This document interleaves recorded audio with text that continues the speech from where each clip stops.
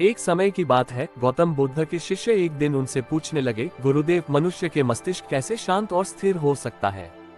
बुद्ध ने उन्हें एक कहानी सुनाई। एक बार एक युवक अपने मन को एक हाथी की तरह विवेक के साथ शांत करने का प्रयास कर रहा था। वह हाथी के साथ अपनी संबंध स्थापित करने के लिए उसके साथ समय बिता रहा था। उसने हाथी को समझने के लिए उसके ध्यान में खो दिया। धीरे धीरे उसने अपने मस्तिष्क को हाथी की सामंजस्य और सहयोग की तरह स्थिर किया। उसने अपने विचारों को शांत करके हाथी की सुनीली आंखों के माध्यम से उसके दर्शन किए।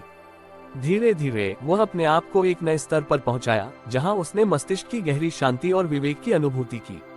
उसका मस्तिष्क हाथी की तरह भविष्य की परिस्थितियों के साथ समन्वयित और समर्पित हो गया। बुद्ध ने कहा, इस कहानी से हमें ये सीखने को मिलता है कि मन को शांत और स्थिर बनाने के लिए ध्यान, समर्पण और समन्वय की आवश्यकता होती है। जब हम अपने मन को समझने के लिए ध्यान देते हैं, तो हम अपने जीवन को अधिक शांत, संतुलित और संबंधित बनाने में सक्षम होते हैं। एक बार गौतम बुद्ध एक नीलकंठ पक्षी की कहानी सुनाते हैं। बहुत समय पहले एक नीलकंठ पक्षी ने अपने पंखों की धारा को प्राप्त करने के लिए एक लंबी यात्रा शुरू की। वह समुद्र के पार जाने की इच्छा रखता था। यात्रा के दौरान वह कई कठिनाइयों और संघर्षों का सामना करता रहा, लेकिन वह हार नहीं माना। अंत में नीलकंठ पक्षी ने अपनी उत्कृष्ट साहसिकता और संगीत के माध्यम से समुद्र को पार किया। उसने देखा कि समुद्र की सामंजस्य और शांति की अनुभूति उसके अंदर नवीन ऊर्जा और संतोष का स्रोत था। गौतम बुद्ध ने कहा, इस कहानी से हमें ये सीखने को मिलता है कि जीवन के हर संघर्ष और कठिनाई के बावजूद हमें अपने लक्ष्य की दिशा में प्रयासरत रहना चाहिए। संघर्षों से गुजरने के बाद हम अपनी उच्चतम स्थिति को प्राप्त कर सकते हैं, जहां हम नवीन ऊर्जा और संतोष का अनुभव कर सकते हैं। एक समय की बात है, गौतम बुद्ध के शिष्यों ने उनसे पूछा, गुरुदेव, जीवन का सार क्या है। बुद्ध ने एक कहानी सुनाई। एक बार गौतम बुद्ध और उनके शिष्य एक झील के किनारे बैठे हुए थे। वहां एक मछली ऊपरी तरफ तैर रही थी, जो बहुत ही असंतुष्ट और चिंतित दिख रही थी। शिष्यों ने इसे ध्यान से देखा और उन्हें हैरानी हुई कि मछली इतनी चिंतित क्यों है। एक शिष्य ने पूछा, मछली, तुम इतनी चिंतित क्यों हो। मछली ने उत्तर दिया, मैं इस झील में बाहरी दुनिया की चिंता में डूबी हुई हूँ। मुझे डर है कि कभी मुझे कोई बड़ा मछला खा जाएगा। गौतम बुद्ध ने कहा, यह मछली हमें ये सिखाती है कि जब हम अपनी चिंताओं और भयों में डूबे रहते हैं, तो हमें अपनी असली स्वतंत्रता और शांति का अनुभव नहीं होता। हमें अपनी सीमाओं को पार करने और अपने भीतर की शक्ति का अनुभव करने की क्षमता होनी चाहिए। शिष्यों ने इस समझ को अपनाया और उन्होंने सीमाओं को पार करके अपनी स्वतंत्रता और शांति का अनुभव किया। एक समय की बात है, गौतम बुद्ध और उनके शिष्य एक गांव में घूम रहे थे। रास्ते में उन्होंने एक बुजुर्ग व्यक्ति को देखा जो एक बड़े पेड़ के नीचे बैठे थे। बुद्ध ने उसे पूछा, आप यहाँ क्यों बैठे हैं। बुजुर्ग ने उत्तर दिया, मैं यहाँ बैठा हूँ क्योंकि मैं इस पेड़ के नीचे बैठने में सुखी हूँ। शिष्यों ने हैरानी जताई और बुद्ध ने पूछा, लेकिन आपके पास कोई आसन या तकिया तो नहीं है, कैसे आपको सुख मिलता है। बुजुर्ग हंसते हुए उत्तर देते हैं, मैंने समझ लिया है कि सुख और शांति का स्रोत हमारे अंदर ही है। मैं इस पेड़ के नीचे बैठकर अपनी आत्मा को शांत करता हूँ। इस पेड़ के साथ मेरा एक संबंध है जो मुझे आनंद देता है। बुद्ध ने अपने शिष्यों को इस सीख के बारे में बताया। ये कहानी हमें ये सिखाती है कि सुख और शांति का सच्चा स्रोत हमारे अंदर है। हमें बाहरी वस्त्रों और आसनों की तलाश में नहीं भटकना चाहिए, बल्कि हमें अपने अंतर्मन की शांति को पहचानना चाहिए। एक समय की बात है, गौतम बुद्ध एक अत्यधिक अज्ञात गांव में पहुंचे, जहां लोग जीवन के आध्यात्मिक मूल्यों की अनदेखी करते थे। वे उन लोगों के पास गए और उन्हें ध्यान देने के लिए प्रेरित किया। एक दिन उन्होंने एक युवक को देखा जो विशेष रूप से उदास और निराश हुआ। बुद्ध ने उससे पूछा, तुम्हारा क्या है युवक। युवक ने उत्तर दिया, मुझे लगता है कि जीवन का कोई मतलब नहीं है। सब कुछ अवश्य है और मैं खुद को खोज रहा हूँ, लेकिन मुझे कोई उत्तर नहीं मिल रहा। गौतम बुद्ध ने उसकी आंखों में गहरा समय तक देखा और फिर कहा, तुम्हारा सवाल समय के साथ बदल सकता है, लेकिन उत्तर कुछ और है। तुम्हें अपने अंदर की गहराइयों में खोजना चाहिए, वहां तुम्हें असली उत्तर मिलेगा। इस अनोखी गांव की कहानी हमें ये सिखाती है कि जीवन का सच और मतलब अधिकांश बाहरी चीजों से नहीं, बल्कि हमारे अंदर की गहराइयों में छुपा होता है। जब हम अपने अंतर्मन की खोज करते हैं, तो हम असली सत्य को पहचानते हैं और जीवन का सही रास्ता खोजते हैं। एक समय की बात है, गौतम बुद्ध के शिष्यों में एक युवक था जो अधिक चिंतित और उदास दिखता था। वह अपने मास्टर से बात करने का विचार करता था, लेकिन उसका ध्यान बार बार भटकता रहता था। एक दिन उसने अपनी चिंताओं को लेकर बुद्ध के पास जाकर कहा, गुरुदेव, मेरा मन सामंजस्य नहीं बनता। मुझे अपने विचारों को नियंत्रित करने में असमर्थता का अनुभव हो रहा है। बुद्ध ने उसकी ओर ध्यान दिया और फिर कहा, बेटा, तुम्हारी चिंताओं को अधिक चिंतन के बजाय जीने के लिए प्रेरित करो। चिंताओं का सामना करने का एक अच्छा तरीका है उन्हें देखना, समझना और उनसे संघर्ष करना।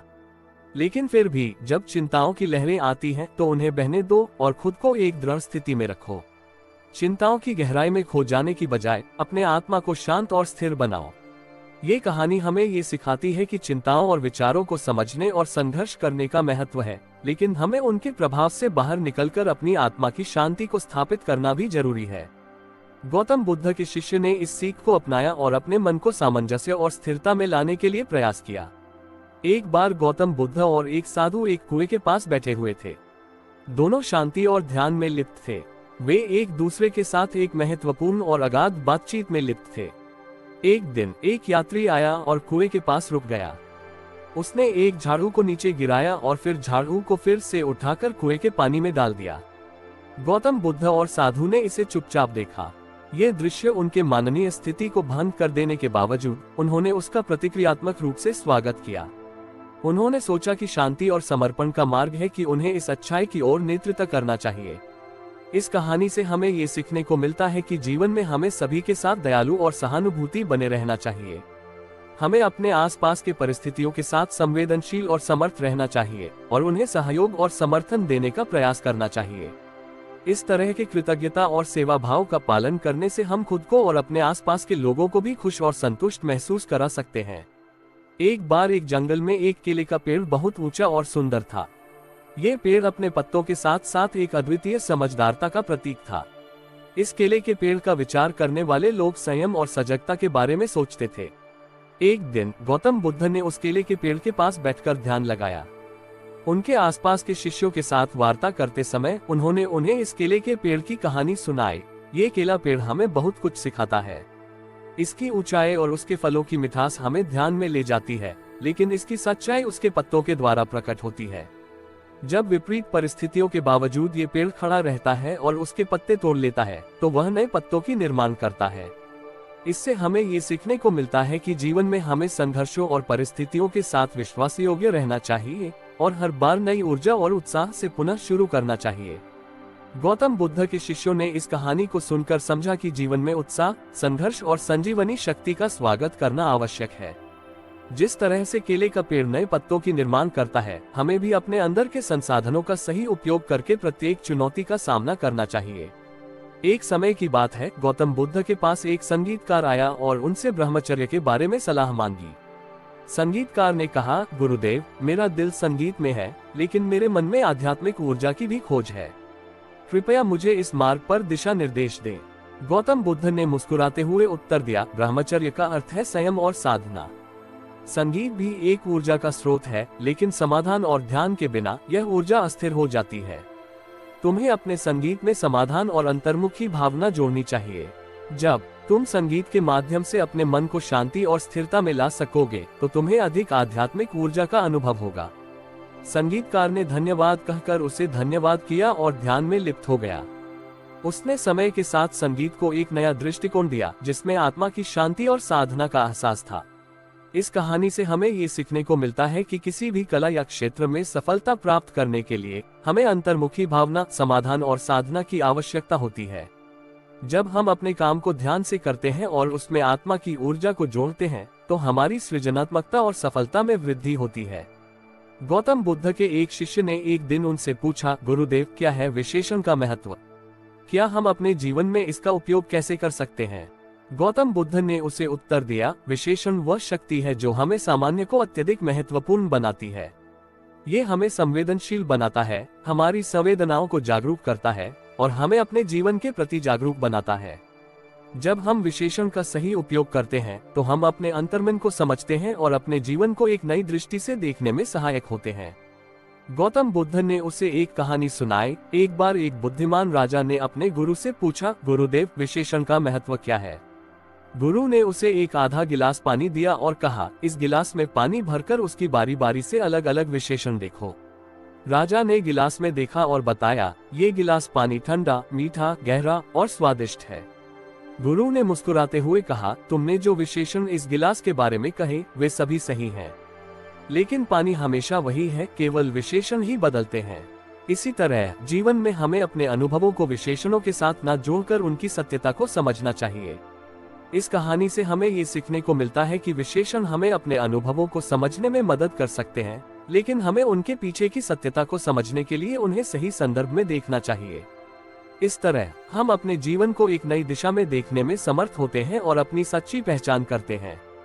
एक बार गौतम बुद्ध एक बड़े तालाब के किनारे बैठे हुए थे, जहां वे ध्यान और ध्यान में लिप्त थे।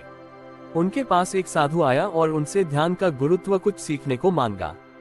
गौतम बुद्ध ने साधु को एक बड़ी सीख सिखाई। उन्होंने कहा, देखो, इस तालाब को देखो। तालाब का पानी हमें कुछ महत्वपूर्ण बातें सिखाता है। फिर उन्होंने साधु से कहा, पहली बात, जैसे तालाब का पानी हमेशा शांत और शुद्ध रहता है, हमें भी अपने मन को शांत और पवित्र रखना चाहिए।